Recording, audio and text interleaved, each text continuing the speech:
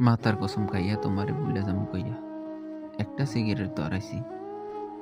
Cigarette পুরা শেষ হওয়ার আগে বুকের ভিতরে দাউ দাউ কইরা জ্বইলা উঠলা তুমি। আমার আর তোমারে বইলা যাওন হয়ে উঠল না। তোমারে বলতে পারি নাই, আমার খালি দেরি হইয়া যায়। তোমারে সারাদিন এমন ভাবে মগজু নিয়া ঘুরিছে, উঠতে বইতে খাইতে ঘুমাইতে যেখানে যাই সেখানে তুমি চইলা আসো যে কোনো অজুহাতে। তোমারে মনে পড়ে এ কথা মতন ভারী কথা আর নাই।